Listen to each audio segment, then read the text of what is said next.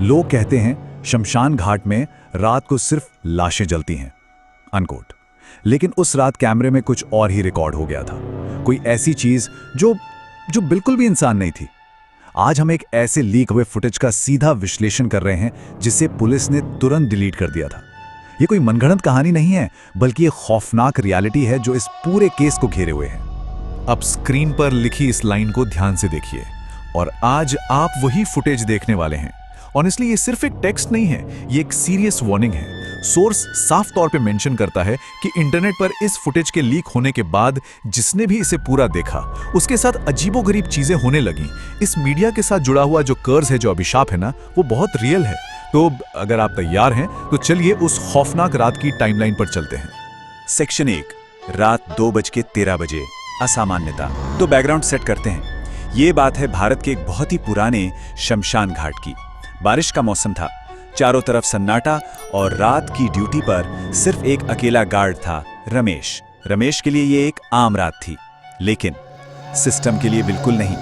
अब इस टाइमलाइन को देखिए, चीजें कितनी तेजी से बिगड़ी हैं। रात 2:13 पर बिल्कुल नॉर्मल सन्नाटा था, लेकिन ठीक 60 सेकंड बाद रात 2:14 पर सीसीटीवी के कैमरा नंबर 4 में कुछ रहस्यमयी हलचल डिटेक्ट होती है। रमेश को लगा होगा कि यार कोई जानवर या शायद कोई आवारा आदमी होगा, लेकिन जब उसने जूम किया तो सीन पूरी तरह बदल गया। रात 2:15 पर वहां कोई चल नहीं रहा था। एक सफेद साया हवा में धीरे धीरे, बिल्कुल बिना हिले, फ्रेम के अंदर खिसक रहा था। मतलब ये किसी भी ह्यूमन मूवमेंट के रूल के बिल्कुल अगेंस्ट था। इस कैमरा फुटेज में कुछ बहुत ही अजीब असामान्यताएं थी। पहली बात, फुटेज पूरी तरह ब्लैक एंड व्हाइट और ब्रोकन पिक्सल से भरी थी। दूसरी बात, आधी जल चुकी चिता के ठीक पास एक सफेद साया पूरे 15 सेकंड तक बिना हिले खड़ा रहा, एकदम स्टिल। और फिर अचानक वो कैमरा ग्लिच करता है और वो साया बिना चले, बिना कोई आवाज किए सीधे लेंस के और करीब टेलीपोर्ट हो जाता है। आप खुद सोचिए, ये कोई नॉर्मल विजुअल एरर तो हो ही नहीं सकता। सेक्शन 2, असंभव ग्लिच। अब आता है वो टर्निंग पॉइंट जब रमेश ने डिसाइड किया कि वो खुद बाहर जाकर इन्वेस्टिगेट करेगा।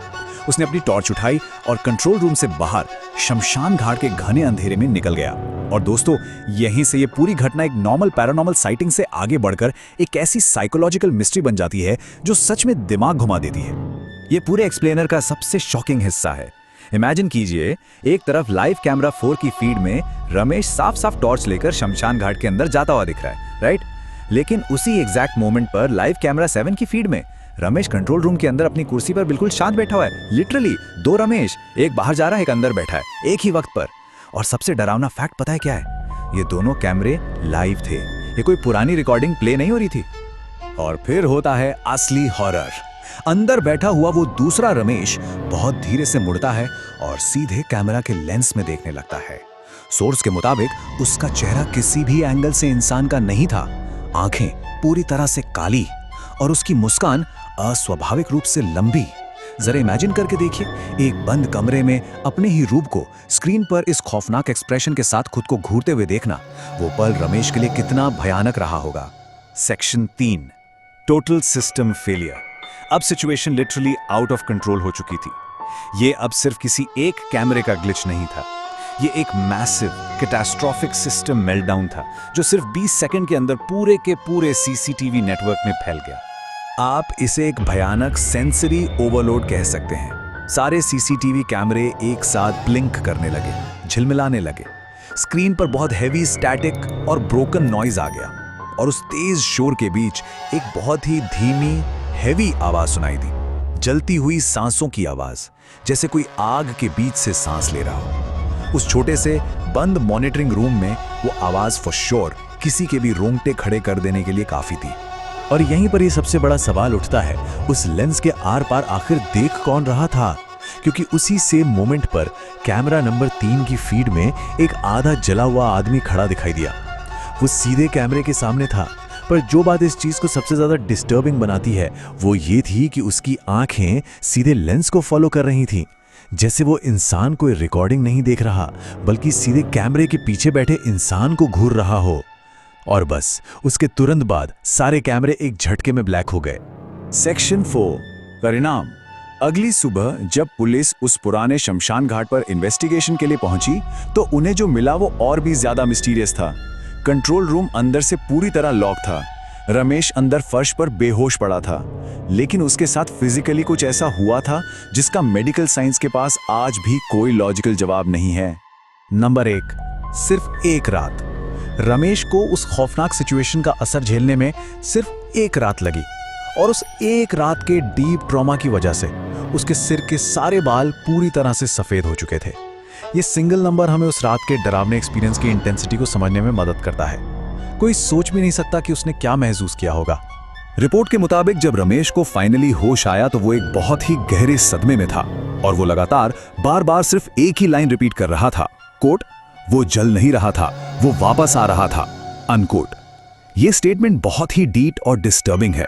ये इंडिकेट करता है कि चिता पर जो भी था वो खत्म नहीं हो रहा था, बल्कि वो जलने के प्रोसेस को रिवर्स करके कुछ और ही बनकर हमारी दुनिया में लौट रहा था। अब जरा इस कॉन्ट्रास्ट को देखिए। एक तरफ हमारे पास है ऑफिशियल पुलिस रिपोर्ट जिसने बिना किसी प्रॉपर इन्वेस्टिगेशन के इस पूरी घटना को महज एक तकनीकी खराबी यानी टेक्निकल ग्लिच बताकर क्लोज कर दिया, लेकिन दूसरी तरफ है हमारी डिजिटल रियलिटी। इंटरनेट पर इस वीडियो के बार बार ना रुकने वाले अपलोड्स। अथॉरिटीज इसे डिलीट करती हैं और ये किसी तरह इंटरनेट के किसी दूसरे डार्क कोने से फिर से वापस अपलोड हो जाता है, बिल्कुल unstoppable. Section 5, the final upload. देखिए, इंटरनेट पर किसी फुटेज का वायरल होना हमारे लिए कोई नई बात तो है नहीं, लेकिन इस पर्टिकुलर फुटेज का बिहेवियर किसी कंप्यूटर वायरस से भी ज्यादा डरावना है। ये वीडियो सिर्फ इंटरनेट पर फैल नहीं रहा है, बल्कि ये म्यूटेट हो रहा है, अपने आप को बदल रहा है। इस अपलोड के श्राप को अगर हम स्टेप बाय स्टेप समझे तो ये 3 हिस्सों में काम करता है। स्टेप 1, अथॉरिटीज इस वीडियो को सर्वर से डिलीट कर देती हैं। स्टेप 2, ये किसी दूसरे देश के सर्वर से रहस्यमयी तरीके से फिर से रीअपलोड हो जाता है। लेकिन सबसे टेरिफाइंग है स्टेप 3। हर नए रीअपलोड वर्जन में शमशान के बैकग्राउंड में एक नया एक्स्ट्रा साया हमेशा के लिए जुड़ जाता है। मतलब जैसे हर डिलीट और अपलोड की साइकिल के साथ कोई और भी उस शमशान से निकलकर बाहर आ रहा हो। जो लोग इस पैरानॉर्मल घटना पे डीप रिसर्च करते हैं, उनका साफ मानना है कि ये फुटेज सिर्फ एक रिकॉर्डिंग नहीं है, ये उस एंटिटी को अपने साथ कैरी करता है। इसलिए इस एक्सप्लेनेटर के एंड में एक बहुत ही सीधी सी चेतावनी दी जाती है। अगर आप ये फुटेज रात के वक्त देख रहे हैं तो एक बार अपने पीछे जरूर मुड़कर देख लेना, क्योंकि कौन जानता है जिस ग्लिच ने शमशान से उस चीज को बाहर निकाला था, क्या पता वो अब आपके इसी कमरे के अंधेरे में आपके ठीक पीछे खड़ा हो। आज के इस डीप डाइव में हमारे साथ जुड़ने के लिए शुक्रिया। फैक्ट्स को समझते रहिए और सबसे इंपॉर्टेंट, सेफ रहिए।